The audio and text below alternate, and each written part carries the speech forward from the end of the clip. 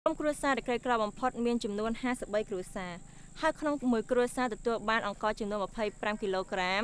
ទឹកប្រាក់20000រៀលបូករួមទាំងសរុបមួយផងដែរសូមអរគុណបាទអរគុណបងណាស់ដែលបងបានជ្រើសរើសប្រជាពលរដ្ឋដែលគាត់ក្រីក្រប្រភេទលេខ1ឃើញថាគាត់តែមុខមាត់ខោអាវស្លៀកពាក់របស់គាត់ក៏យើងដឹងថាប្រភេទលេខ1ផងដែរហើយម្យ៉ាងទៀតទីនេះអត់មានមុខរបរអ្វីក្រៅពីបាទធ្វើស្រែតិចតួចដាំមីដាំដលងមីហើយលក់អត់មានតម្លៃទេបងណាបាទលក់អត់មានតម្លៃទៀត1គីឡូបានតែ200-300លុយខ្មែរទៀតបាទអត់មានអ្នកទិញទៀតហើយអញ្ចឹងទោះបីថាយើងថាពួកគាត់ធូធាក៏អាចដែរมันអាចតែម្ដងបាទដោយសារតែមើលជុំវិញហ្នឹងគឺសិតតែវាលស្រែវាលព្រៃទាំងអស់អត់មានរោងចក្រអ្វីអត់មានការងារអ្វីដែលអាចជួយសម្រាប់ទុករបស់ពួកគាត់ទេចាប់ទៅលើមួយទៀតគេទៅ3នាក់នៅទៀតបាទប្រពន្ធទេជួយអូ4នាក់អស់វាឆៃម៉ៃទៀតប្តីក៏បាក់ជើងទេណាខ្ញុំបានមករស់នៅភូមិនេះខ្ញុំដឹងថាទាំងអស់មាន6នាក់ប៉ុន្តែដែលឡាយបងស្រី3 4ខាងនេះគឺប្តីអត់បានមកបានទេពីព្រោះដើរអត់រួចណាហើយលើនេះគឺជាក់ស្ដែងគឺមានតែ2នាក់នេះទេហើយបងថ្លែនហើយនឹងបងចុងដែលជន់នេះការពិតតែប៉ុន្តែបងស្រីនេះបងប្អូនស្រីគ្នាគឺប្តីមកអត់រួចទេគឺពិការហ្នឹងគឺអស់ម៉ងជើងហ្នឹងនេះតែតាមដែលខ្ញុំដឹង6នាក់ហ្នឹងគឺសុទ្ធពិតប្រកបមែន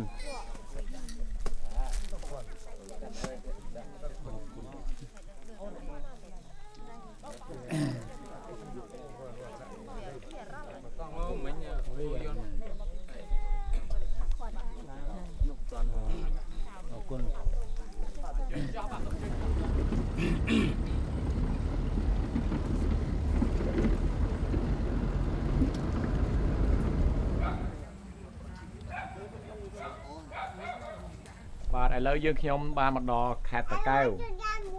នាំអំណោយសពជនមកតាមរយៈយើងខ្ញុំនឹងមកជូនដល់លោកតាលោកយាយ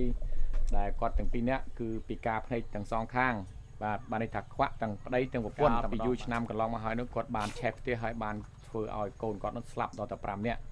បាទសពថ្ងៃនេះគាត់មានការលំបាកវេទនាមែនទែនដោយសារតែធ្វើស្រែមិនបានហើយគាត់ទាំងពីរនាក់ពីការភ្នែកទាំងសងខាងទៀតគឺពឹងទៅលើកូនមួយបាទយូរម្ដងដោយថានៅក្នុងភូមិឃុំរបស់គាត់អញ្ចឹងមានគេការប៉ុនឬអ្វីហ្នឹងគាត់តែងតែស៊ីឈ្នួលរែកទឹកឲ្យគេលោកតាអ្នករែកទឹកលោកយាយអ្នកដឹកបាទអ្នកយោងហើយជួយដឹកដៃលោកតាមិនថាអញ្ចឹងទេតាបាទតែពេលយើងខ្ញុំគ្មានបំណងមកកន្លែងភូមិឃុំរបស់លោកតាលោកយាយនេះទេក៏ប៉ុន្តែយើងទៅចែកភូមិឃុំមួយទៀតយើងបានធ្វើដំណើរឆ្លងកាត់តាមខ្នល់ជាតិនៅគៀមផ្ទះគាត់ហ្នឹងយើងក៏បានចូលមកតែម្ដងអញ្ចឹងហើយធ្វើឲ្យយើងមិនបានយក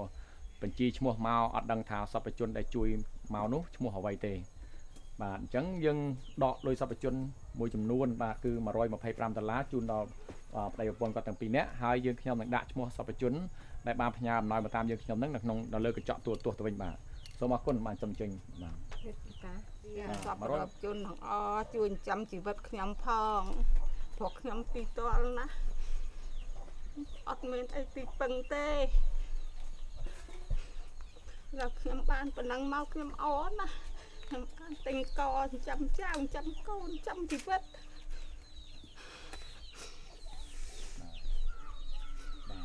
អញ្ចឹងដូចថាធ្វើឲ្យអំណោយសពជនដែលបានផ្ញើតាមរយៈយើងខ្ញុំនឹងធ្វើឲ្យលោកតាលោកយាយយំទាំងប្តីទាំងប្រពន្ធតែម្ដងបាទរំភើបណាស់ដែលបានអំណោយពីសពជនដល់សូមអរគុណបាទបានធ្វើទានខ្ញុំហោះតទៅមុខទៀតបាទដូច្នេះសពជនដែលជាម្ចាស់អំណោយបាទនឹងបានសប្បាយចិត្តឃើញថាអំណោយមកដល់ប្រជាជនក្រីក្រពិតប្រាកដដូចជាលោកតាលោកយាយដែលជាជនពិការទាំងប្តីទាំងប្រពន្ធអញ្ចឹងបាទមិនខលនេះខលទី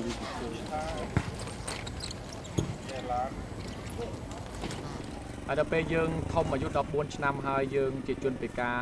ហើយយើងពឹងពាក់ទៅលើឪពុកម្ដាយយើងគាត់បរើយើងតែពីកូនង៉ែតមួយថ្ងៃមករហូតដល់14ឆ្នាំអញ្ចឹងតើបងអូនមានចិត្តអាណិតអាសូរដល់ឪពុកម្ដាយនេះដែលយើងគាត់ទៅខំបរើយើងអញ្ចឹងអាណិតទេណោះហើយអញ្ចឹងបងអូន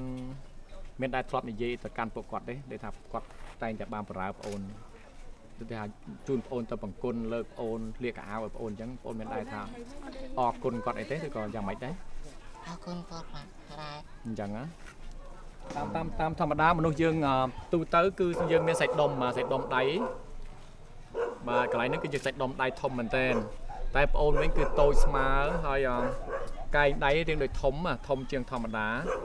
ហើយម្រាមដៃគឺបានពុតទៅខាងឆ្វេងដៃនេះដូចគ្នាផងដែរបាទគឺខាងឆ្វេងដៃដូចគ្នាហើយម្រាមទាំង5គឺបញ្ច្រាស់គ្នាមួយទៅខាងស្ដាំមួយទៅខាងឆ្វេងបាទចឹងគៀបដៃចឹងមកកាន់អាការទេបាទបងប្អូនអត់កាន់លុយការទេតែបងប្អូនប្រើដៃទាំងពីរគៀបលុយបាទនេះគឺលុយចំនួន200000ទុកឲ្យបងប្អូនទិញម្ហូបចំណីអ្វីឆ្ងាញ់ដែលបងប្អូនចង់ញ៉ាំណានឹងឬក៏កាអាវថ្មីអីបងប្អូនអាចយកទៅប្រើការបាន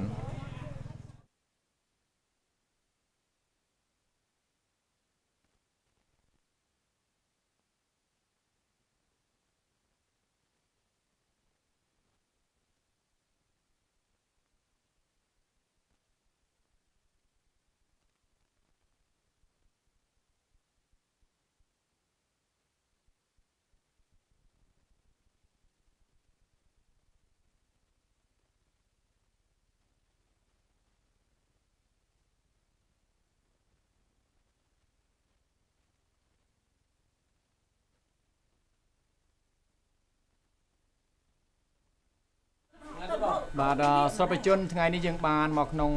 ខេត្តតាកែវនេះគឺជាគ្រួសារទី2បាទគាត់ពិការកើតមកគឺពិការអញ្ចឹងបាទនៅខាងឆ្វេងដៃខ្ញុំបាននេះគឺជាបងស្រីរបស់បងប្អូនស្រីដែលនៅក្នុងស្ដាំដៃរបស់ខ្ញុំបាននេះហើយបងស្រីហ្នឹងគឺគោបាទគោអត់អាចនិយាយចេញទេសប្តាហ៍ថ្ងៃនេះគឺគាត់រកស៊ីចិញ្ចឹមបាទគាត់ទៅធ្វើស្រែគាត់ទៅស៊ីឈ្នួលគេ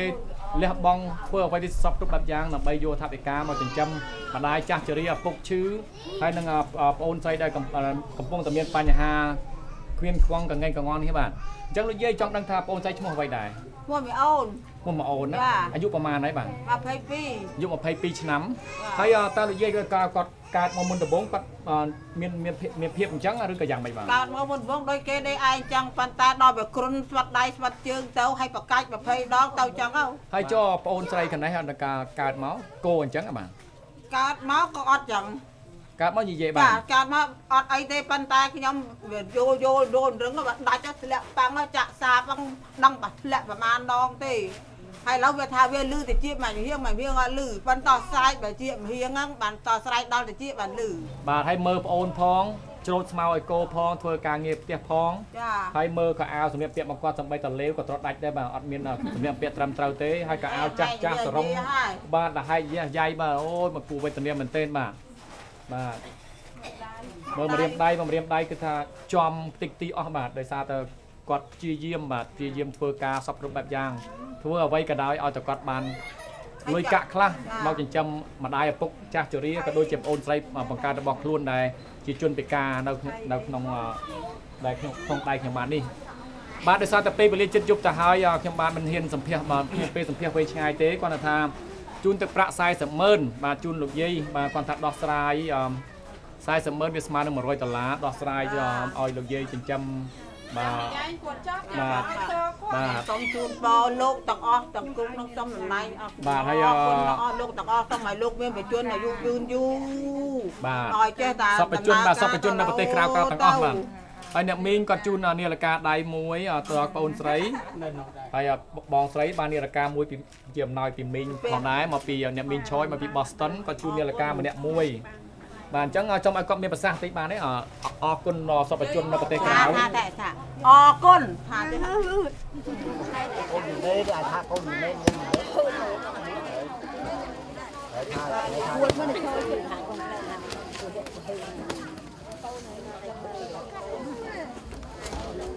បាទទីនេះហៅថាភូមិស្រមោចហែឃុំរវៀងស្រុកសំរោងខេត្តតាកែវឥឡូវនេះយើងកំពុងធ្វើការចែកអំណោយនៅពេលយប់មូលហេតុព្រោះអីយើងបានចំណាយពេលវេលាច្រើនជ្រើសរើសប្រជាពលរដ្ឋដែលគាត់ក្រីក្របំផុតបាទបានអ្នកណាអ្នកជួយលើកខ្ញុំចោះយកតអូមានកំណត់ឡាយភៀងនេះចាត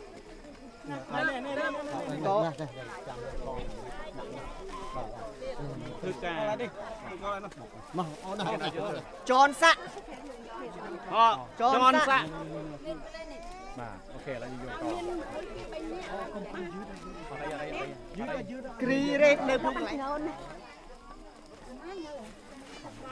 ក៏លោកយាយក៏លោកយាយលោកយាយ និយាយខាត់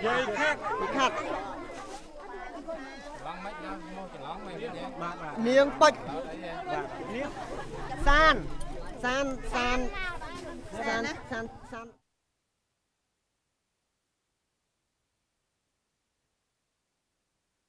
បាទសំលៀងជើងយង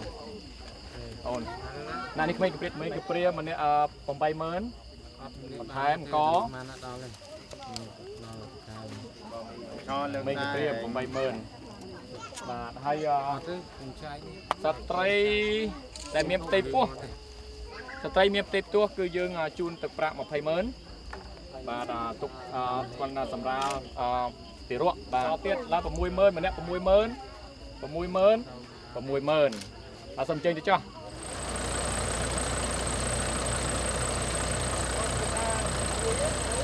ឥឡូវនេះយើងខ្ញុំទើបទៅបានចែកអំណោយជាប់នៅក្នុងខេត្តតាកែវហ្នឹងឃើញថាយប់ទៅហើយឥឡូវមក7 8យប់យើងទើបនឹង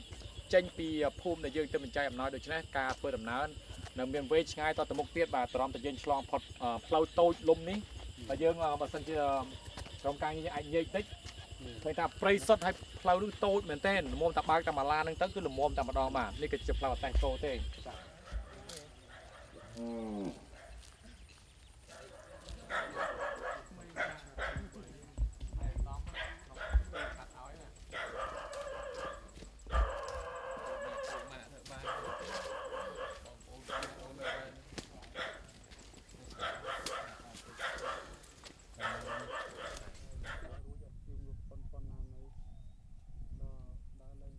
បាទឥឡូវយើងមកដល់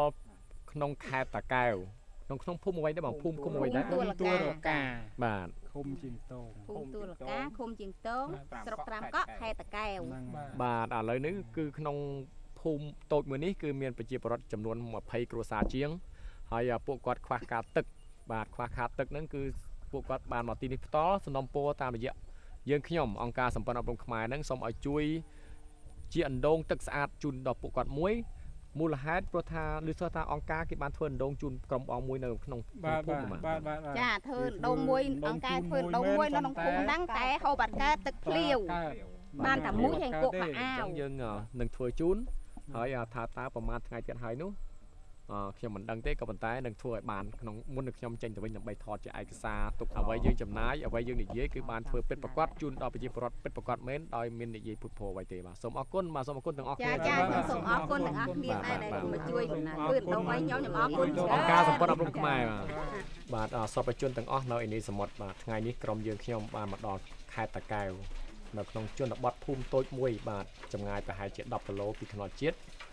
បានមកឃើញភាពពិតដែលកុមារពីដើមឡើយមាន3នាក់បាទប្អូនខាងនេះមាន2នាក់តែទើបមិនស្លាប់ហើយថ្មីមួយហ្នឹងឥឡូវនៅសល់2នាក់ជនពិការហើយអញ្ចឹងចង់ឲ្យដើម្បីឲ្យសពជនទាំងអស់នៅនេះសមុទ្របានជ្រាបថាតើមូលហេតុអ្វីបានជាប្អូនពិការអញ្ចឹងសូមមេត្តាតាមដានដែលខ្ញុំបាទមកសម្ភាសផ្ទាល់នៅទីនេះតែម្ដងគឺផ្ទះរបស់ប្អូនឈ្មោះអ្វីដែរ យ៉ានអ្នករី អូនឈ្មោះយ៉នអ្នករៀនប្អូនអាយុប្រហែលហើយ 18ឆ្នាំហើយតើប្អូនកើតមកពិការអញ្ចឹងឬក៏កើតមកធម្មតាហើយពិការក្រោយអូប្អូនកើតមកគឺធម្មតាទេហើយដល់ពេលអាយុប្រហែលទៅប្អូនខ្លាយទៅជាជនពិការអញ្ចឹងអាយុ10ឆ្នាំទៅប្អូនខ្លាយទៅជាជនពិការអញ្ចឹងសូមមេត្តាមើលភាពពិតទាំងអស់គឺខ្លួនប្រាំប្អូនគឺកាច់វាយតែម្ដងបាទឆ្អឹងបាក់ចូលគ្នាហើយជើងទៅមកជាហៀងបាទហើយចង្កេះកាច់ទៅអញ្ចេះបាទនេះគឺភាពមួយដែលខ្ញុំបានឆ្លងកាត់តាមស្រុកខ្មែររយៈជាង10ឆ្នាំនេះមិនដែលឃើញអញ្ចឹងទេបាទឃើញមានយើងជាមនុស្សពិការដើរមិនរួចធ្វើអ្វីមិនកើតសំបីតែពេលញ៉ាំក៏ត្រូវគេបញ្ចុកពេលមានញ៉ាំយើងបានញ៉ាំពេលអត់ញ៉ាំយើងអត់ដែរហើយអញ្ចឹងយើងចង់ឲ្យសពជននៅប្រទេសក្រៅទាំងអស់ដឹងថាប្អូនត្រូវការអ្វីបាទប្អូនថាចង់បានលុយដើម្បីយកទៅទិញមកហូបឲ្យបានញ៉ាំគ្រប់គ្រាន់ដូចគេដែរឯងបាទនៅក្នុងភូមិតែមួយតែគ្រួសារ2បាទ2ផ្សេងគ្នាបាទឪពុកម្ដាយផ្សេងគ្នាអញ្ចឹងខ្ញុំចង់សួរថាប្អូនខាងស្ដាំដៃវិញតើ អូនអាយុប្រហែលអត់តអូនអាយុប្រហែលហើយឆ្នាំហ្នឹង18ឆ្នាំដូចគ្នាអូនឈ្មោះអ្វីដែរវិមករាបាទហើយកាលពីប្អូនកើតមកជាជនពិការអញ្ចឹងឬក៏យ៉ាងម៉េចហ្នឹងអញ្ចឹងបាននេះថាប្អូនកើតមកក្មេងល្អត្រឹមត្រូវដូចគេដែរឯងមានដៃមានជើងត្រង់អីដូចគេដែរឯងមិនថាអញ្ចឹងហើយនៅពេលណាទៅប្អូនខ្លាយទៅជាជនពិការអញ្ចឹងអាយុប្រហែលដែរអូអញ្ចឹងបាននេះថាពីអាយុមួយថ្ងៃដែលយើងកើតមករហូតដល់អាយុ14ឆ្នាំហ្នឹងគឺប្អូនអាចដើរបានរត់លេងធ្វើអ្វីបានទាំងអស់បងប្អូនទទួលយក40ម៉ឺនបាទបងប្អូនកាន់បានទេចង់បងប្អូនទទួលយកតល់ណាថ្ងៃបងប្អូនចង់ទិញអ្វីឆ្ងាញ់សូមបងប្អូនប្រាប់ឪពុកម្ដាយឲ្យទៅទិញឲ្យបងប្អូនញ៉ាំទៅហើយអានេះក៏បងប្អូនឃើញនេះទឹកប្រាក់40ម៉ឺនបងប្អូននេះគឺជូនបងប្អូនតល់បងដឹងតែបងប្អូនទាំងពីរមានឪពុកម្ដាយជាជនក្រីក្រផងដែរក៏ប៉ុន្តែទឹកលុយនេះជាកម្មសិទ្ធិបងប្អូនយល់ទេនេះគឺលុយសពជនជូនដល់បងប្អូនតល់អញ្ចឹងបងប្អូនអាចសន្សំឬក៏បងប្អូនអាចចាយក្នុងមួយថ្ងៃ3000 4000 5000តាមតែបងប្អូនចង់ចាយទេតែសូមផ្ញើទុកនឹងឪពុកម្ដាយអញ្ចឹងណាបាទឪពុកម្ដាយអាចបើកឲ្យចាយក្នុងពេលណាដែលបងប្អូនត្រូវការទិញអ្វីឆ្ងាញ់នោះបងប្អូនប្រាប់ម្ដាយឪពុកទៅយកលុយទៅទិញអញ្ចឹងណាបងហ្នឹងហើយអញ្ចឹងនេះគឺទឹកប្រាក់ដែលបងឲ្យឃើញហើយឲ្យបងប្អូនកាន់ផ្ទាល់បាទឲ្យប៉ះទឹកលុយនោះទៅគឺ40ម៉ឺនរៀលស្មើនឹង$100សពជនសូមថ្លែងអំណរគុណដល់សពជនទាំងអស់នៅប្រទេសក្រៅដែលបានផ្ដល់ឱកាសឲ្យយើងខ្ញុំចុះមកផ្ទាល់សួរសុខទុក្ខប្រជាពលរដ្ឋយើងដែលមានការខ្វះខាតនៅតាមជនបទភូមិនេះគឺជាភូមិរលាំងឃុំត្រពាំងអាសាំងស្រុកបាទីខេត្តតាកែវបាទថ្ងៃនេះយើងជ្រើសរើសប្រជាពលរដ្ឋដែលមានភាពក្រីក្របំផុតគឺបានចំនួនទាំងអស់137គ្រួសារបាទនៅក្នុងនោះមានជនពិការចំនួន14រូបផងដែរជនពិការនឹងបានទទួលបន្ថែមគឺទឹកប្រាក់100000រៀលក្នុងម្នាក់រីឯប្រជាជនក្រីក្រទូទៅបានអង្គ25គីឡូទឹកប្រាក់បន្ថែមគឺ20000រៀលថ្ងៃនេះគឺជាថ្ងៃល្អមួយដែលយើងមានសពជន3រូបទៀតដែលគាត់ទើបនឹងអញ្ជើញចុះមកថ្មីហើយបានចូលរួមនៅក្នុងកម្មវិធីចែកអំណោយថ្ងៃនេះអញ្ចឹងខ្ញុំបាទសូមណែនាំដល់ពួកគាត់ទាំងអស់សារជាថ្មីបងប្អូនស្រីឈ្មោះអីដែរខ្ញុំឈ្មោះសុជាតិមកពី Sydney អូស្ត្រាលីខ្ញុំឈ្មោះសុនជាមកពី Seattle សហរដ្ឋអាមេរិកបងស្រីខ្ញុំជាសវនមកពីអូស្ត្រាលីជាសវនមកពី Sydney អូស្ត្រាលីបងខ្ញុំឈ្មោះ Sam មកពីអូស្ត្រាលី Melbourne បាទនេះក៏បងសំអនលើកដំបូងដែលគាត់បានចូលរួមគាត់មកពីទីក្រុង Melbourne អូស្ត្រាលីហើយភរិយារបស់គាត់ខ្ញុំចាំឲ្យអហួរបាទគាត់ទាំងពីរនាក់នឹងឲ្យបាន sponsor ខ្ញុំជាលើកដំបូងចុះទៅដល់ទីក្រុង Melbourne ប្រទេសអូស្ត្រាលីកាលពី3អាទិត្យបានហើយលោកមានបាទលោកមានមកពីទីក្រុង San Jose ជាមួយខ្ញុំបាទរដ្ឋ California សហរដ្ឋអាមេរិកបាទឈ្មោះគាត់ក្រៅគេហៅថាទៀបអីគេទៀបសាឡាបាទទៀបសាឡាបាទនៅពេលណាដែលគាត់ថាយើងប្រណាំងគ្នាវិញគាត់ល្មៀនលឿនជាងដើរបាទនៅនេះកាន់បាទគាត់អញ្ចឹងបាទលាក់ខ្លួនមកពីទីក្រុង Boston Massachusetts សហរដ្ឋអាមេរិកលើកទី7ឆ្នាំចប់ដល់ឈ្មោះលោកអ៊ំទីនីមបាទនេះមេធំខ្ញុំបាទនេះជាមេក្រុមយើងខ្ញុំទាំងអស់គ្នាបាទសូមអភ័យទោសការលេងសើចបន្តិចបន្តួចបាទហើយប្រសង់ព្រះអង្គប្អូនស្រៀងលោកប្អូនស្រៀងមុនមកពីសហរដ្ឋអាមេរិកសពប្រជាជនមួយចំនួនបានស្គាល់លោករួចហើយព្រះអង្គពនាមអ្វីដែរបាទគុណសុំទីថាព្រះអង្គពនាមសុំទីថាលោកបានចូលរួមកម្មវិធីចែកអំណោយនៅក្នុងខេត្តមណ្ឌលគិរីជាមួយយើងខ្ញុំកាលពីឆ្នាំ2009សពប្រជាជនមួយចំនួនប្រកាសជាបានដឹងលោកស្គាល់លោកតាមសាររយៈ DVD រួចហើយថ្ងៃនេះលោកបានចូលរួមសារជាថ្មីជាលើកទី2បាទហើយសង្ឃឹមថាប្រជាជននឹងមុនទៅអាមេរិកឆាប់ណាហើយថ្ងៃនេះយើងបានប្រម៉ូទទាំងអស់នោះដោយសារពេលវេលាយើងមានកម្រិតអញ្ចឹងខ្ញុំបានសូមបង្គាប់ទឹកប្រាក់ចំនួនសម្រាប់បងប្អូនយើងទាំងអស់លោកតាយាយមានដែលគាត់អញ្ជើញទីទាំងអស់ប្រកេនដល់ប្រសង់ឲ្យប្រសង់អ្នកចាត់ចែងបន្ទាប់ពីយើងខ្ញុំត្រឡប់ទៅវិញបាទជនពិការមាន14នាក់អញ្ចឹងយើងជូនថវិកាក្នុងម្នាក់100000នៅក្នុងនេះគឺមានលោកហេងសេងនិងភរិយាអ្នកស្រី Sandra បានចូលរួម200ផងដែរចែកដល់ជនពិការនៅទីនេះបាទដូច្នេះសូមប្រគល់ព្រះអង្គចែកជូនដល់ពួកគាត់ទាំង14នាក់បាទសពជនមួយចំនួនដែលបានទស្សនាតាមខ្សែ DVD នេះក៏បានស្គាល់លោកពូដែលជនពិការនៅក្នុងខេត្តតាកែវកាលពីឆ្នាំមុនហ្នឹងហើយលោកយាយបាទចាស់ជរាអាយុ80ឆ្នាំហើយមានចៅកំព្រា2បាទអញ្ចឹងមានសពជន 2 រូបបាទដែលបានផ្ញើទឹកប្រាក់តាមរយៈយើងខ្ញុំហ្នឹងសូមអភ័យទោសដោយសារខ្ញុំបានមិនបានយកបញ្ជីមកទេដូច្នេះខ្ញុំមិនដឹងថាទឹកប្រាក់ប្រមាណទេគាត់ថាអញ្ចឹងយើងជូន$50ទៅដល់លោកយាយ$50ទៀតជូនដល់លោកពូហើយឈ្មោះសពជនដែលបានសំណុំពរតាមរយៈយើងខ្ញុំហ្នឹងយើងខ្ញុំនឹងដាក់ឈ្មោះជូននៅលើកញ្ចក់ទូរទស្សន៍បាទដែលនឹងចេញឆ្នាំ2013លោកយាយអំណោយសពជនមកពីប្រទេសក្រៅជូនលោកយាយចំនួន$20,000បាទហើយបង$20,000បន្ថែមបាទថែមសឹងមួយផងដែរហើយបងជួនពេកាជូនសរងមួយជូនប្រពន្ធបងហើយនេះកម្មាជូនមកបងអញ្ចឹងយើងនឹងប្រគល់ទឹកប្រាក់ទាំងអស់នេះប្រគេនដល់ព្រះសង្ឃជួយចាត់ចែងដល់ពួកគាត់ទាំងអស់គ្នាអញ្ចឹងយើងខ្ញុំសូមជម្រាបលាទៅពេលនេះតែម្ដងបាទសូមអរគុណបាទសូមជួនផ្ទះដៃមួយទាំងអស់គ្នាបាទបាត់ដល់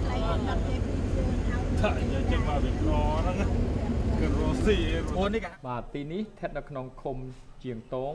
ស្រុកត្រាំកក់ខេត្តតាកែវយើងបានជ្រើសប្រជាជនដែលក្រីក្របំផុតចេញពី5ភូមិថ្ងៃនេះយើងមានបងប្អូនសពជនយើងមកពីប្រទេសអូស្ត្រាលី5រូបបាទមកពីប្រទេសអូស្ត្រាលីហើយ3រូបមកពី4រូបបាទ5រូបមកពីប្រទេសអូស្ត្រាលី4រូបមកពីអាមេរិកបាទយើងទាំងអស់គ្នាសិតជាសពជនហើយយើងរួមគ្នាគ្រប់ប្រទេសធ្វើការជុំគ្នាដើម្បីប្រមូលថវិកាមកចែកជូនដល់បងប្អូនយើងក្រីក្រនៅតាមជនបទបាទសរុបទាំងអស់គឺ65នាក់មួយគ្រួសារបានអង្គ25គីឡូសរងមួយហើយនឹងទឹកប្រាក់បន្ថែម$20,000លុយខ្មែរបាទសូមអរគុណចាសូមផ្ទះដៃស្វាអរគុណ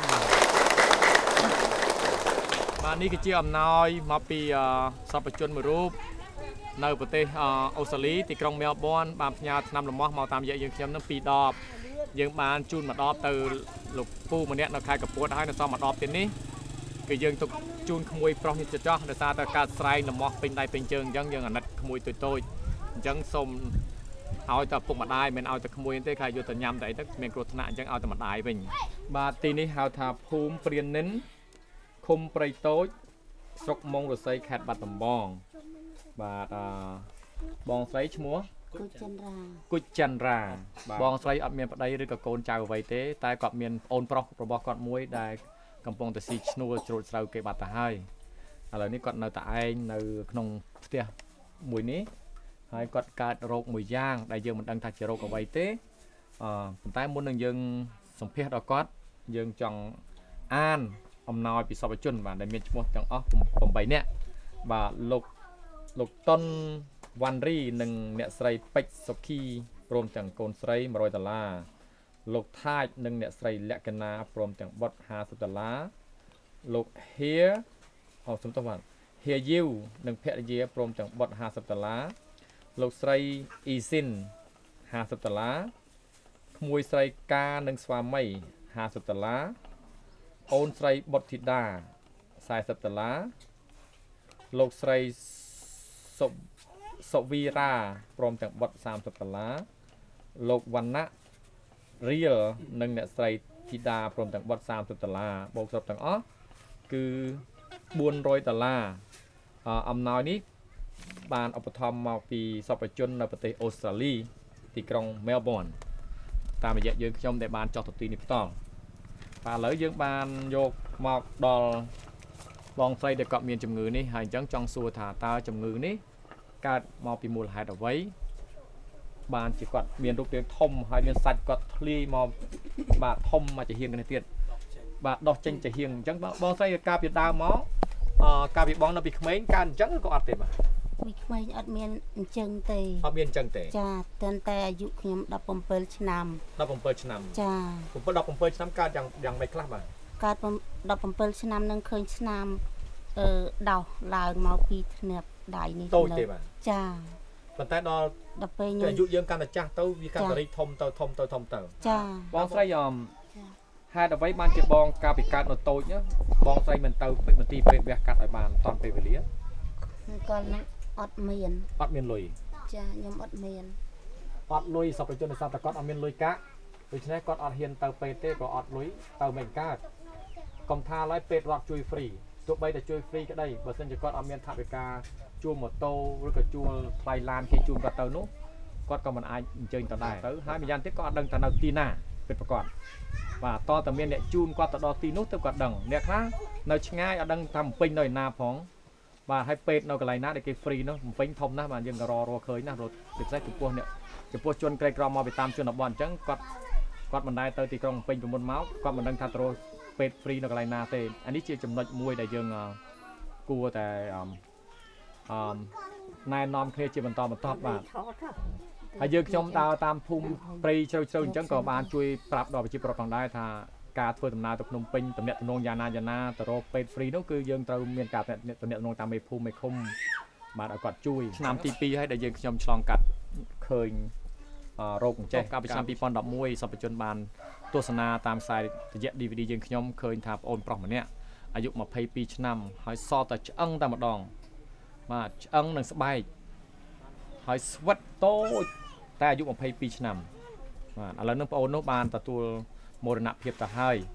បានន័យថាប្អូនបានស្លាប់ទៅហើយអំណោយសពជនមួយចំនួនដែលបានផ្ញើតាមរយៈយើងខ្ញុំដើម្បីយកទៅជួយប្អូនប្រុសអាយុ22ឆ្នាំនៅខេត្តកណ្ដាលហ្នឹងគឺយើងខ្ញុំមិនបានយកទៅជូនទេដោយសារតែប្អូនប្រុសនោះបានស្លាប់តាំងពីឆ្នាំ2012បាទដើម2012ម្លេះអញ្ចឹងយើងមិនបានទៅទេដោយសារមូលហេតុគឺថវិកាដែលផ្ញើមកតាមរយៈយើងខ្ញុំហ្នឹងគឺមានតិចតួចហើយម្យ៉ាងទៀតការធ្វើដំណើរអស់ច្រើនឬក៏បំបែទៅជូនដល់ជនពិការលោកយាយលោកតាចាស់ជរាអត់មានកូនចៅចិញ្ចឹមក្មេងកំព្រាឬក៏ជនក្រីក្រស្ត្រីមេម៉ាយទៅវិញបាទសូមអភ័យទោសសរសៃមើលទៅដូចពវៀនយើងអញ្ចឹងបាទតែជាសរសៃទេបាទមូលហេតុអ្វីដែរបានជាពាក់គេច្រើនពាក់ដល់ពីរោគរបស់ខ្ញុំផងហើយនឹងក្រុមគ្រួសាររបស់ខ្ញុំអត់អីហូបផងដែលអត់បាយចាបាទអញ្ចឹងបងប្រុសរបស់បងហ្នឹងក៏ដាច់បាយដែរនឹងក្មួយចាអត់មានដីស្រែអីនឹងតិចទេបាទអត់ដីស្រែហើយដាច់បាយទៀតបាទចាបាទជាពាក្យច្រើនខ្ញុំហ៊ាននិយាយប្រាប់គាត់ទេអញ្ជើញមកអញ្ជើញប្រាប់ចុះនេះជាឱកាសល្អមួយដែលថាគាត់ត្រូវតែបញ្ចេញអស់បាទអញ្ចឹងពាក្យគេต้องចង់ទាំងដើមបើគិតជាលុយ$2,000 $2,000សូមបងទទួលយកអំណោយសពជនបាទចំនួន$400បាទដល់មកពីម្ចាស់អំណោយប្រទេសអូស្ត្រាលីទីក្រុងមែលប៊នបង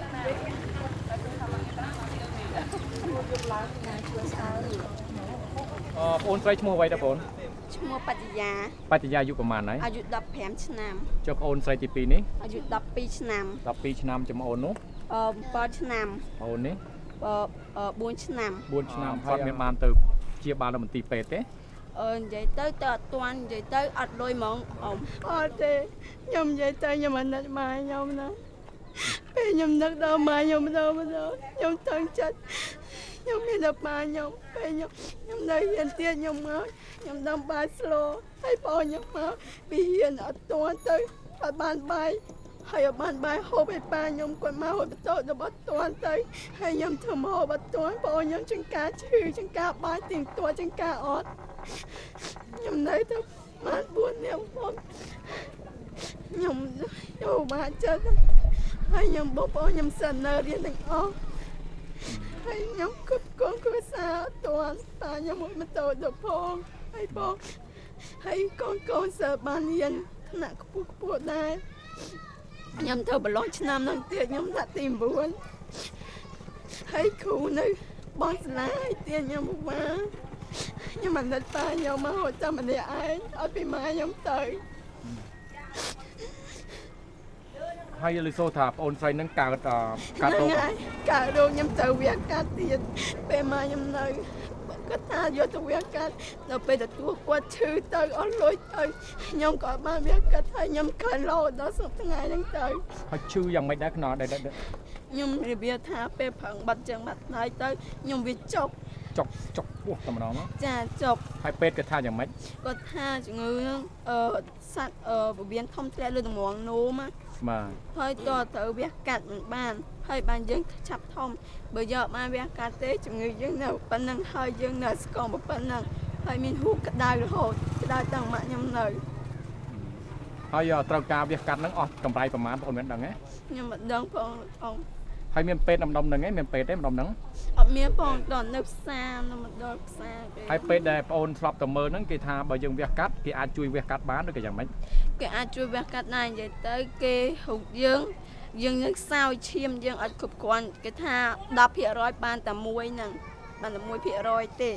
ព្រោះយើងនឹកសោយហើយយើងស្គមហើយយើងអត់សូវបានហូបអីទៀងទាត់យើងនិយាយទៅខ្វះលុយហ្មងខ្វះលុយបាទ ចា ខ្វះលុយសប្តាហ៍ថ្ងៃអត់មានអីញ៉ាំគ្រប់គ្រាន់ទេ ចាអត់គ្រប់គ្រាន់ទេ តែដោយសារជីវិតកូនទាំង4នាក់នេះពឹងទៅលើបងទាំងអស់អញ្ចឹងបងបានទៅខ្ចីម៉ូតូគេទៅរត់មែនទេបងបាទហើយរត់ក្នុងមួយថ្ងៃបានប្រហែលទេបង វាអត់ទៀងជួការបាន 5000 ជួការបាន 10000 បាទហើយ 5000 10000 រៀលលុយខ្មែរបងគ្រប់គង់កូនបងទាំង4នឹងខ្លួនបងបានដែរឬក៏អត់ទេបងអត់បានទេបាទខ្វះខាតខ្លាំងបងបាទហើយកូនរបស់គាត់ដែលបងអូនស្រីបានរ៉ាយរ៉ាប់អញ្ចឹងជួនកាលទៅរៀនទៅបងអូនមកឃ្លានយំលហេមលហាមទៅដោយសារអត់បាយអត់ពីម្ដាយទៅរៀឪពុកខំពីព្រលឹមទល់ប្រលប់ទៅរត់ម៉ូតូដប់ចោលកូនទាំង4នាក់បាទហើយគ្នាក៏នៅក្មេងចៃផងដែរពេលគ្រុនក្តៅលងាគ្រោះថ្នាក់យ៉ាងណាឪពុកក៏មិនអាចដឹងដែររស់ត្រាតែមានគេទេទៅប្រាប់នេះជារឿងមួយដ៏កំសត់មែនទែន សប្តាហ៍នេះគឺខ្ញុំមានជួបការលំបាកខ្លាំងណាស់ដោយសារមានបងប្អូនដែលជាសប្បុរសធម៌នៅឯនេសមុទ្រនឹងគាត់បានមកតាន់ពេលបានជួយសង្គ្រោះខ្ញុំប្រៀបដូចជាទេវតានិយាយរួមទៅជាងទេវតាទៀតខ្ញុំនឹកស្មានមិនដល់ទេថ្ងៃមួយនោះគឺខ្ញុំទៅរត់ម៉ូតូបាត់រហូតដល់ពេលប្រលប់ប្រហែលជាម៉ោង 5 បានខ្ញុំមកដល់ផ្ទះស្រាប់តែមានបងគាត់មកសម្ភាសកូនខ្ញុំដល់ផ្ទះហើយខ្ញុំបាទមកមានការតក់ស្លុតខ្លាំងតែមានរឿងហេតុការណ៍អីកើតឡើងនៅក្នុងក្រុមគ្រួសារខ្ញុំពីព្រោះអីខ្ញុំចេញដំណើរទៅរកស៊ីក្តៅភ្លៀងរងាយ៉ាងណាក៏ខ្ញុំអត់ដឹងថាយ៉ាងម៉េចទេគឺពឹងផ្អែកទៅលើញាតិសន្តាននៅជិតខាងដែលមើលថែកូនរបស់ខ្ញុំដល់តែពេលខ្ញុំមកខ្ញុំដូចជាមានចិត្តមួយរំភើបរកអ្វីប្រៀបផ្ទឹមពុំបានទេដោយសារមានបងប្អូនមកពីឯនេសមុទ្របានមកសម្ភាសដល់ក្រុមគ្រួសាររបស់ខ្ញុំផ្ទាល់សួរអំពីការសុខទុក្ខការរស់នៅក្នុងជីវភាពគ្រួសារតើត្រូវការអ្វីខ្លះដល់ពេលនោះខ្ញុំក៏បានរាយរាប់ប្រាប់គាត់អំពីផលវិបាកនិងការរស់នៅរបស់ខ្ញុំសិនបើម្ចាស់ម៉ូតូនឹងគេមានការអន់ចិត្តចំពោះបងឬក៏គេត្រូវការម៉ូតូគេចាំបាច់ទៅធ្វើអ្វីមួយវិញនោះគេយកម៉ូតូគេទៅវិញតើបងនឹងមានបញ្ហាអ្វីខ្លះសូមបងជម្រាបសពជនយើងបានជឿផងបាទរឿងបញ្ហាដែលខ្ញុំជួលម៉ូតូនេះគឺម្ចាស់គេមិនមានការកំណត់ទេបាទថ្ងៃណាដែលគេថារវល់តែណាទៅនោះទៅគេនឹងយកពីខ្ញុំវិញហើយខ្ញុំនឹងថ្ងៃហ្នឹងគឺអត់ហើយបាទទី1ទី2បើសិនណាជាគេវិលត្រឡប់មកវិញទៅបើគេឲ្យខ្ញុំរត់បន្តគឺខ្ញុំសូមជួលរត់បន្តទៀតក្នុងមួយថ្ងៃហ្នឹងគេយកខ្ញុំ 3000 បើសិនជាគាត់យកម៉ូតូរបស់គាត់ទៅវិញគឺខ្ញុំអត់មានទៅរកការងារអ្វីធ្វើក្រៅពីការងារកាប់អុសយកទៅលក់ដើម្បីទិញអង្គឲ្យកូនរបស់ខ្ញុំហូបទេខ្ញុំអត់អាចទៅណាចោលកូនខ្ញុំទេព្រោះកូនខ្ញុំនៅរៀនទាំង3នៅផ្ទះតែមួយហើយតូចលោះហើយខ្ញុំអត់ឃ្លាតឆ្ងាយពីកូនខ្ញុំទេបាទបងមានសមត្ថភាពអាចទៅរកការងារធ្វើខាងក្រៅបានមិនថាអញ្ចឹងបងបាទខ្ញុំមានសមត្ថភាពរបស់ខ្ញុំមានចេះបើកឡាននិងការងាររត់ដបាលផ្សេងៗគឺខ្ញុំចេះទាំងអស់ក៏ប៉ុន្តែគឺខ្ញុំឃ្លាតឆ្ងាយពីកូនរបស់ខ្ញុំអត់បានទេដរាបណាបងអូនស្រីមិនវះកាត់ឲ្យបានសម្រេចទេនោះគឺបងអូនស្រីមិនអាចធំខ្ពស់លូតលាស់បានទៀតទេគឺនៅតែប៉ុណ្្នឹងហើយការហូបចុកបាទការញ៉ាំចំណីអ្វីផ្សេងៗនោះក៏ប៉ះពាល់ផងដែរដោយសារតែចុកបាទពេលញ៉ាំមកហូបទៅដល់ក្នុងគឺចុកតែម្ដងធ្វើឲ្យបងអូនស្រីញ៉ាំមិនបានញ៉ាំបានតិចបាទនេះជារឿងមួយដែលថាយើងត្រូវតែចាំបាច់ត្រូវតែជួយគាត់ឲ្យដល់គោលដៅដើម្បីឲ្យគាត់នឹងបានឆ្លងកាត់ជាមួយមន្ទីរពេទ្យដែលមានពេទ្យជំនាញមួយចំនួននៅក្នុងប្រទេសខ្មែរយើងហ្នឹងជួយកូនគាត់ឲ្យបានការវាកាត់នឹងបានសម្រេច 100% បាទនេះគឺម៉ូតូដែលជាអំណោយសប្បុរសជនទិញជូនគាត់ហើយនេះគឺសម្បត្តិពុនបាទសម្បត្តិពុនហ្នឹងបងនៅក្នុងហ្នឹងហើយយើងបានជូនថវិកាគាត់$15បន្ថែមសម្រាប់ឲ្យគាត់ទិញម្ហូបអាហារពិសាឥឡូវហ្នឹងដូសុំមកគេដូរឲ្យហើយអត់ទេបងហ្នឹងគេយើងបានសូមស្នើឲ្យបងអូនមកមន្ទីរពេទ្យឯកជនមួយនៅក្នុងទីក្រុងភ្នំពេញហ្នឹងដើម្បីធ្វើការវះកាត់ ឥឡូវនេះការវិកាត់ហ្នឹងគឺបានចប់សពរបស់ហើយឥឡូវនេះយើងចិត្តដល់ថ្ងៃត្រឡប់ទៅផ្ទះវិញហើយបងអូនស្រីគេនៅក្នុងមន្ទីរពេទ្យអស់រយៈ3យប់បាទដល់ថ្ងៃស្អែកបងអូនស្រីនឹងត្រឡប់ទៅផ្ទះវិញឥឡូវនេះនៅវិលមុខអស់កម្លាំងមែនបងចាបាទនេះដោយសារតែឆ្នាំសន្លប់ហ្នឹងមិនតាន់អស់កំសួលដោយសារតែបងអូនមានសុខភាពខ្សោយដោយសារយើងមិនសូវមានជីវជាតិគ្រប់គ្រាន់នៅក្នុងខ្លួនហើយម្យ៉ាងទៀតស្គមផងប៉ុន្តែគ្រូពេទ្យយើងបាននិយាយមិញហើយថាអត់មានបញ្ហាទេត្រូវការ3ទៅ4ថ្ងៃខាងមុខទៀតជាតិស្ពឹកហ្នឹងនឹងអស់ទៅហើយបងអូននឹងទៅធម្មតាវិញកុំបារម្ភអីហើយកុំឲ្យភ័យកុំអីវាអត់មានប៉ះពាល់ដល់អាយុជីវិតយើងណាចាប៉ុន្តែទៅតាណាគាត់ខាងមុខយើងអត់មានប្រឈមមុខនឹងបញ្ហាដែលយើងធ្លាប់មានទៀតទេអញ្ចឹងណាហ្នឹងហើយបងក៏អរដែរជំនួសមុខឲ្យសមាជិកទាំងអស់នៅប្រទេសក្រៅហ្នឹងដែលជាម្ចាស់អំណោយហ្នឹងដែលយើងបានចំណាយថវិកាមួយចំនួនបាទដើម្បីយកប្អូនមកវះកាត់ក្នុងមន្ទីរពេទ្យឯកជននេះបាទហើយពេទ្យនេះក៏ជំនាញផងដែរខាងក្នុងការវះកាត់នេះគាត់ធ្វើបានល្អបំផុតបាទយកចិត្តទុកដាក់ផងដែរហើយអញ្ចឹងយើងបានធូរស្បើយក្នុងអារម្មណ៍រៀងៗខ្លួនជាពិសេសគឺលោកឪពុកជើញចូលបងជើញចូលភាសាយើងបានជួយទិញជាម៉ូតូជូនដល់គាត់ដើម្បីឲ្យគាត់យកទៅរត់ដើម្បីបានថវិកាមកចិញ្ចឹមគាត់ក៏ដូចជាកូនគាត់ទាំង4នាក់ហើយមិនតែប៉ុណ្ណោះយើងបានជួយផុតក្នុងការគ្រោះថ្នាក់របស់កូនគាត់ផងដែរហើយថវិកាដែលយើងជូនគាត់2ដងហើយទី1គឺ$50ទី2 $100ឥឡូវប្រាក់ទាំងអស់នោះទើបបានចំណាយរួចអស់ទៅហើយថ្លៃពេទ្យនោះគឺយើងបានចេញផ្សេងទេ$100ដែលយើងឲ្យក្រោយសម្រាប់គាត់ចាក់សាំងផងហើយធ្វើផ្លាកម៉ូតូផងហើយជូនកូនចុះឡើងហ្នឹងគឺអស់ទៅហើយខ្ញុំចិត្តខ្ញុំរំភើបខ្លាំងមែនតើមិនស្មានថាបានវាកាត់ជោគជ័យហើយនៅក្នុងចិត្តខ្ញុំភ័យអខ្លាចបានជួបមុខបងប្អូនហើយនៅបានជួយមើលការខុសត្រូវជាមួយបងប្អូននឹងជាមួយប៉ាយការសិក្សាទៀតខ្ញុំរំភើបចិត្តមែនតើបានសប្បុរសជនមកជួយតួខ្ញុំអីខ្ញុំនិងប៉ាខ្ញុំដឹងមិនទេខ្ញុំសូមអរគុណចំពោះអ្នកនៅប្រទេសក្រៅជាច្រើនសូមអរគុណហើយសូមជួយជូនពរឲ្យពួកគាត់មានសុខភាពល្អនិងមានការរីកចម្រើនតទៅមុខទៀតឥឡូវនេះយើងដកអំណោយសពជនជូនបងប្រុសចំនួន100ថែមទៀតគ្រាន់តែថាទុកទិញថ្នាំដង្កូវផ្គត់ផ្គង់ដល់បងអូនស្រីទៅពេលចេញពីមន្ទីរពេទ្យថ្ងៃស្អែកនេះទៅឬក៏ត្រូវការទិញទឹកដោះគោឬក៏ផ្លែឈើអ្វីឆ្ងាញ់ដើម្បីបំពន់បងអូនឲ្យមានសុខភាពល្អឲ្យមានកម្លាំងពលំវិញនោះថាយើងត្រូវការលុយអត់លុយទេគឺធ្វើអីក៏អត់ចេញដែរហើយរីឯថ្លៃថ្នាំដង្កូវផ្សេងនោះយើងនិយាយគ្នាទៀតថាតើត្រូវអស់ប្រមាណទៀតអាហ្នឹងចាំយើងជួយគិតគូរទៅថ្ងៃក្រោយបាទហើយសង្ឃឹមថាគ្រូពេទ្យនឹងបទូបថយនៅលើថ្នាំពេទ្យផងដែរបាទព្រោះអីគាត់ជាមនុស្សម្នាក់ដែលមានចិត្តធម៌ផងដែរបាទអរគុណដល់សប្បុរសជនទាំងអស់ដែលជាម្ចាស់អំណោយនៅគ្រប់ប្រទេសដែលផ្ដល់ឱកាសឲ្យយើងខ្ញុំបានចោះមកស្រុកខ្មែរផ្ទាល់ហើយជួយដល់ប្រជាជនក្រីក្រពិតប្រាកដដូចជារូបគាត់អញ្ចឹងបើយើងមិនជួយគាត់ទេគេថាដោយសัตว์យើងតែងតែនិយាយថាជួយសัตว์លងទឹកបាទហើយក្រុមគ្រួសាររបស់គាត់នេះហើយគឺជាសัตว์កំពុងតែលងទឹកអញ្ចឹងយើងសប្បាយចិត្តណាស់ជាពិសេសខ្ញុំនិងក្រុមការងារទាំងអស់ដែលមកទីនេះគឺសប្បាយចិត្តណាស់ដែលបានជួយគាត់ជួយដល់ផ្ដល់ដល់ក្រុមគ្រួសារគាត់បាទដល់សប្បុរសជនទាំងអស់នៅនៃសមុទ្របាទបងអូនស្រីគឺខ្ញុំបាននាំមកព្យាបាលនៅក្នុងមន្ទីរពេទ្យទីក្រុងភ្នំពេញបងអូនត្រូវបានចេញមកពីខេត្តបាត់ដំបងតាមពិតទៅភូមិកំណើតរបស់បងអូនខេត្តតាកែវមែនទេក៏តែបងអូននឹងបានទៅស៊ីឈ្នួលលាងចានជូតផ្ទះឲ្យគេនៅឯខេត្តបាត់ដំបងហើយខ្ញុំបានទៅចែកអំណោយនៅទីនោះក៏បានជួបបងអូនដោយចៃដន្យហើយបងអូនបានសំណុំពរសុំឲ្យបងអូនហ្នឹងផ្លាស់ភ្នែកមកជាហៀងខាងឆ្វេងពីបងអូននៅពីក្មេងមន់ចាក់ត្រូវភ្នែកខាងឆ្វេងដៃហ្នឹងត្រូវខ្វាក់មួយចង្ហៀងហើយអញ្ចឹងទៅវាមានភាពអាក្រក់មកតបៅពេញភ្នែកអញ្ចឹងទៅបងអូនចង់ឲ្យយកភ្នែកខាងឆ្វេងចេញហើយដាក់ភ្នែកគេហៅថាភ្នែកសបនិមិត្តបាទសូមបងអូនសំណុំពរសូមឲ្យដាក់ភ្នែកសបនិមិត្តនៅខាងឆ្វេងវិញហើយយកអាភ្នែកធាតុដើមនោះចេញដោយសារតែវាអាក្រក់ពេកវាបាទវាលលេះលួយមើលទៅមិនល្អមើលហើយម្យ៉ាងទៀតធម្មតាទេយើងកើតមកតែចង់កែតម្រូវធ្វើឲ្យបានខ្លួនស្អាតផងដែរដើម្បីអនាគតរបស់បងអូនបើសិនជាភ្នែកគ្នាមានបញ្ហាមើលទៅធ្លុះធ្លាយមិនល្អមើលអញ្ចឹងវាពិបាកដែរមកតែយើងបរោះណាអីឃើញគ្នាទៅឃើញភ្នែកអញ្ចឹងក៏អាចអាក់ខានថាមិនចង់បានក៏មានដែរប៉ុន្តែបើយើងដូរភ្នែកអញ្ចឹងទៅឲ្យល្អទៅក៏ គេមើលមកឃើញថាយើងគ្មានបញ្ហារឿងភ្នែកទេបើយើងមិនប្រាប់គេក៏គ្មានអ្នកណាដឹងទេ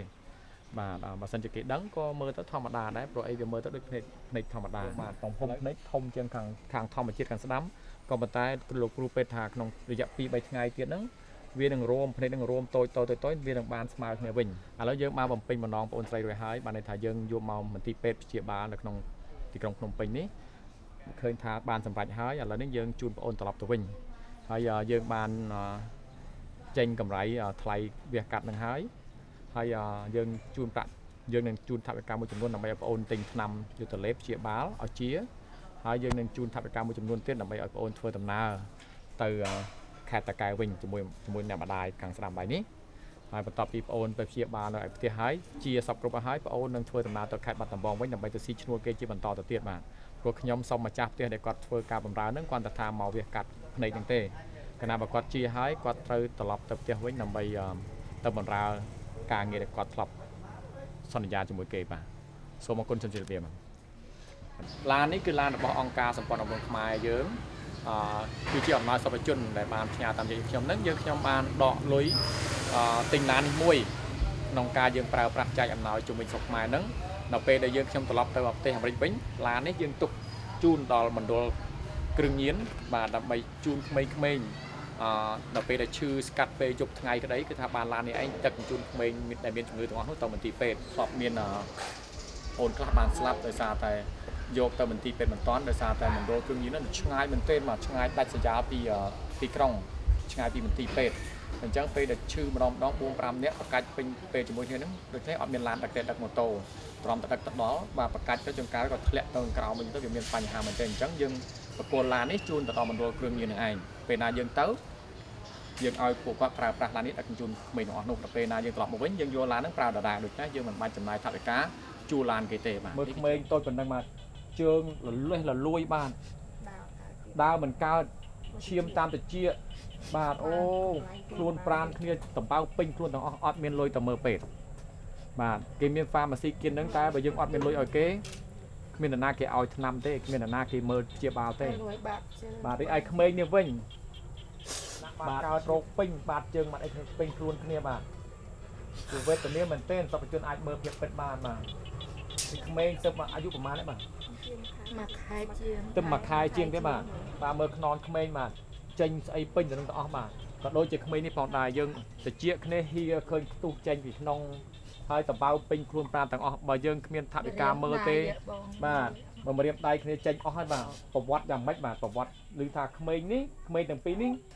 ប្តីរបស់បងស្រីហ្នឹងមានប្រពន្ធពីមុនមកចាមានប្រពន្ធហើយមានកូនហើយកូននេះកូនទាំងពីរកូនខាងប្រពន្ធគាត់មុនហើយម្ដាយបាទម្ដាយនេះគឺស្លាប់ចោលចាកើតកូនហើយស្លាប់ចោលចាបាទហើយអញ្ចឹងគាត់បានប្រពន្ធថ្មីមួយទៀតគឺបងស្រីនេះឯងហើយបងស្រីនេះឯងជាអាណាព្យាបាលសម្រាប់ចំពោះកូនទាំងពីរនេះបាទដែលបានទុកឲ្យពី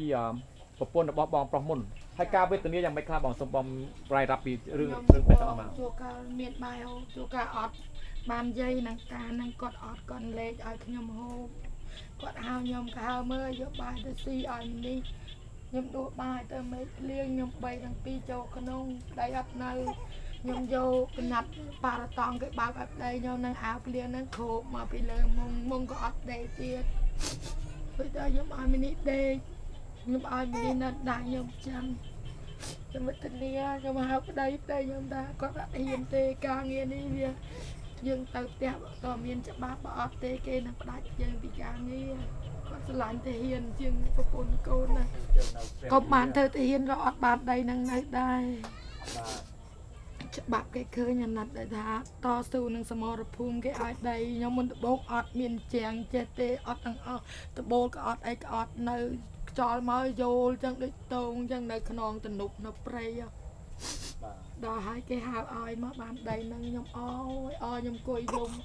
យកមកអត់មានជាងមានអីវាយបាំបានតែប៉ុណ្ណឹងទៅតែបើទឹកលិចមកសិតតាពោះបងសិតតាពោះតាមដបោកតាមអីពោះទាំងអស់អញ្ចឹងបានន័យថាដីនេះរដ្ឋាភិបាលប្រគល់ឲ្យប្តីរបស់បងដែលជាតាយានឲ្យខ្ញុំបាទអញ្ចឹងពីដើមឡើយបងអត់ដីទេមិនថាអញ្ចឹងអត់មានទេពេលបាត់តែរដ្ឋាភិបាលប្រគល់ឲ្យមែនក៏ប៉ុន្តែ ដីនេះបងមិនតាន់ធ្វើផ្ទះដល់ឡើយទេអត់មានអ្វីធ្វើផ្ទះ អត់មានអ្វីធ្វើសូម្បីតែស្លាក100ក៏អត់មានបាំងលៀងមកស្បិចស្ពាយស្អាយត្រឹងយកភួយហ្នឹងបាំងចាំហើយគាត់ថាពេលដែលទឹកឡើងមកគឺពោះសបោពោះមែនទេពោះសូសតពោះហើយទឹកលិចផ្ទះហ្នឹងទាំងអស់ទឹកលិចផ្ទះទាំងអស់នេះអញ្ចឹងរស់នៅយ៉ាងម៉េចទៅបានតែពេលទឹកលិចឡើងអញ្ចឹងគាត់អញ្ជើញតាណាដែរញាតិចិត្តខាងហាវឲ្យនៅទៅឡើងខ្នល់ទៅទៀនភូមិថ្ងៃនេះក៏បានសុំច្បាប់ពីមេរបស់គាត់ដើម្បីមកលេងសួរសុខទុក្ខប្រពន្ធកូនសួរបងថាពេលដែលបងមកដល់ផ្ទះហើយបងឃើញប្រពន្ធកូនបងវេទនាហើយកូនមានជំងឺហើយប្រពន្ធដើមនោះទើបស្លាប់ចោលឥឡូវទើបមានប្រពន្ធទី2នេះហើយឃើញកូនវេទនាអញ្ចឹងអត់មានលុយកាក់អីទៅមើលអញ្ចឹងបងមានអារម្មណ៍យ៉ាងម៉េចបងបាទខ្ញុំវានិយាយវាមិនចាច់ដោយសារវាអត់ណាមួយខ្លួនខ្ញុំជាកងទ័ពខំប្រឹងការពារនៅតាមព្រំដែនដល់ពេលដកមកវិញឃើញប្រពន្ធអត់ប្តីស្រក់ទឹកភ្នែកមានស្នាញ់មួយដើម្បីត្រូវត្រីមករលក់ដូរដើម្បីចំកូនខ្ញុំវាអស់សមត្ថភាពហើយបងបាទគិតអត់ចេញទេហើយតែយើងជាកងទ័ពតស៊ូដើម្បីប្រទេសជាតិបាទសុខចិត្តស្លាប់នៅលើសមរភូមិហើយចុះប្រាក់ខែដែលបងបានពីរដ្ឋាភិបាលហ្នឹងតើបងបានផ្ញើមកឲ្យប្រពន្ធកូនគ្រប់គ្រាន់ទេឬក៏បងដកខ្លះក្នុងការចាយរីរបស់បងតខ្ញុំមិនសូវអ្នកចាយទោះបីតែស្រាក៏ខ្ញុំមិនចេះហូបល្អណាស់បងបាទខ្ញុំចេះតែបរិយតែមួយមុខទេបានលុយមកផ្ញើឲ្យប្រពន្ធអស់ហើយអត់មានទុកដាក់អីក្នុងខ្លួនទេបាទក៏ប៉ុន្តែទោះបីតែផ្ញើមកទាំងអស់ក៏ដោយដែរប៉ុន្តែថវិកានៅតែមានខ្វះខាតបាទដោយសារទី1ប្រាក់ខែយើងមិនបានគ្រប់គ្រាន់បាទតិចបាទហើយម្យ៉ាងទៀតកូនយើងឈឺទាំងពីរបាទហើយម្យ៉ាងទៀតយើងអត់ចម្រោកផងបាទព្រោះអីយើងក្រតាំងពីដើមមកមិនថាអញ្ចឹងបងកាលពីយើងមិនតាន់បានចូលកងទ័ពហ្នឹងយើងសំបីតែដីក៏យើងគ្មាននៅផងតែដោយសារតែយើងចូលកងទ័ពហ្នឹងហើយទើបរដ្ឋាភិបាលហ្នឹងប្រគល់ដីជូនបងមួយប្លង់បាទដើម្បីដោយសារតែបងបម្រើកងទ័ពហ្នឹងឯងបម្រើប្រជាជាតិហ្នឹងឯងបាទអញ្ចឹងបានថាយើងខ្ញុំគាត់ថារួមចំណែកបាទរួមចំណែកជាជនជាតិខ្មែរដូចគ្នាហើយអញ្ចឹង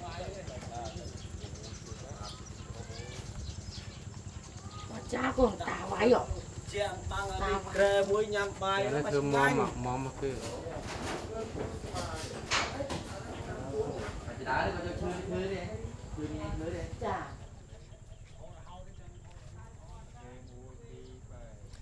បាទសពជនឥឡូវនេះកាលពីយើងថតពីថ្ងៃមុនសពជនបានឃើញហើយថាផ្ទះរបស់គាត់ពីមួយចាហៀងធ្លាមួយចាហៀងគឺមើលឃើញបាទធ្លុះធ្លាយហើយទៀបពេលណាដែលទឹកលិចម្ដងគាត់ឆ្លងកាត់បញ្ហាធំមែនទែនហើយមានពស់មានសត្វអីឡើងចដៅគាត់បានឡើងទៅតាមឡើងទៅដល់ផ្ទះគាត់ហើយឥឡូវនេះយើងបានធ្វើផ្ទះជូនគាត់ដោយយើងបានសន្យាថាធ្វើជូនគាត់អញ្ចឹងគឺបាទនេះគឺផ្ទះមួយហើយ5x4បាទហើយកូនគាត់នោះក៏យើងបានដកថវិកាសពជនហ្នឹងបានព្យាបាលជាដែរដូចជាកើតតំបៅអីពេញតិចពេញជើងពេញដៃឥឡូវឃើញថាជាអស់ទៅហើយសពជនបាទប្រពន្ធរបស់បងប្រុសនោះកើតកូនហើយក៏បានស្លាប់ទៅអញ្ចឹងកូននឹងអត់មានទៅដោះមែមទេគាត់យកទៅដោះគោកំប៉ុងយើងសពជនក៏បោះទូកំប៉ុងផ្អែមដូចថាយើងចាក់លាយកាហ្វេញ៉ាំហ្នឹងក៏យកអាហ្នឹងឯងមកឆុងឲ្យកូននឹងញ៉ាំឥឡូវនេះដែលយើងឃើញថាការវេទនាហ្នឹងវាហួសហេតុពេកអញ្ចឹងយើងបានដកលុយសពជនមួយចំនួនបាទទិញជាទៅដោះគោប្រភេទប្រភេទល្អបាទប្រភេទល្អសម្រាប់ស្រុកខ្មែរនេះគឺថ្លៃជាងគេហើយ$20មួយកំប៉ុងបាទយើងបានទិញជូនគាត់5ដណ្ដប់កំប៉ុងហើយនឹងដប3ហើយយើងប្រាប់របៀបរបបប្រើយ៉ាងម៉េចជូនគាត់ហើយគាត់ដឹងហើយគាត់ចេះប្រើហើយកូនហ្នឹងក៏ឃើញថាជាសពគ្រប់ហើយទាំងពីរហ្នឹងជាកំមជាតបៅអីគឺជាហើយឥឡូវបានផ្ទះថ្មីបាទបានទៅដោះគោបាទបើសិនជាអត់ទៅដោះគោទេកូនហ្នឹងមិនតែជាតិស្កររហូតណាគឺនឹងមានបញ្ហាទៅថ្ងៃក្រោយបាទអាចរស់តែនឹងវេទនាថ្ងៃក្រោយដោយសារតែញ៉ាំតែស្កររហូតបាទអញ្ចឹងវាមិនមែនជាការល្អទេធម្មតាក្មេងត្រូវការជាតិឆ្អឹងលូតលាស់បាទត្រូវការឲ្យឆ្អឹងនឹងលូតលាស់ដល់ពេលអញ្ចឹងយើងអត់មានដោយសារតែភាពក្រីក្រយើងអត់មានលុយទៅទិញទឹកដោះគោហើយណាមួយគាត់អត់មានទឹកដោះទេព្រោះអីគាត់ជាប្រពន្ធទី2អញ្ចឹងដោយធម្មតាក្មេងនឹងស្លាប់ចោលទៅគាត់អាណាព្យាបាលក៏ប៉ុន្តែអត់មានទឹកដោះទេ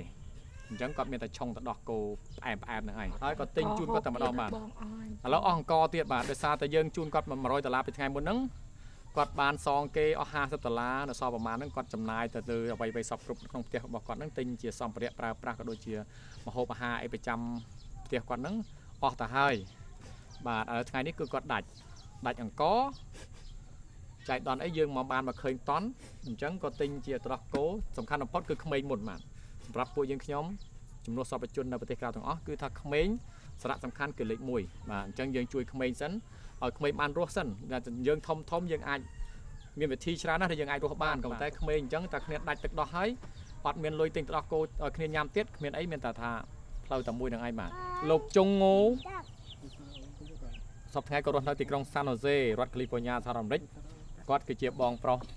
របស់អ្នកស្រីហួរដែលសប្តាហ៍រស់នៅទីក្រុងមែលប៊នប្រទេសអូស្ត្រាលី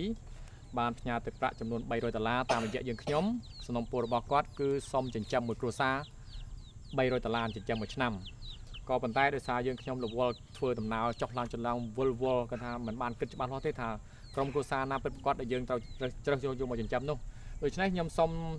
បំបែកជា3គ្រួសារទៅវិញបានដោយសារតែក្រុមគ្រួសារគាត់ឃើញក្របំផុតលហេមលហាមហើយកូនទូចអត់ទឹកដោះម៉ឹមអីអញ្ចឹងខ្ញុំគិតថាដកលុយលោកបាទលោកជុងបាទចំនួន$100ជូនគាត់ដោះស្រាយបាទ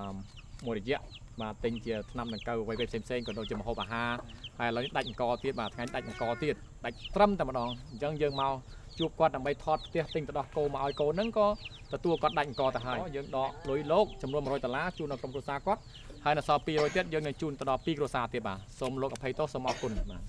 បន្ទាប់មកគឺពឹងទៅលើបងប្រុសហើយបាទគឺថាទោះបីយ៉ាងណាក៏ដោយគាត់ជាឪពុកគឺជា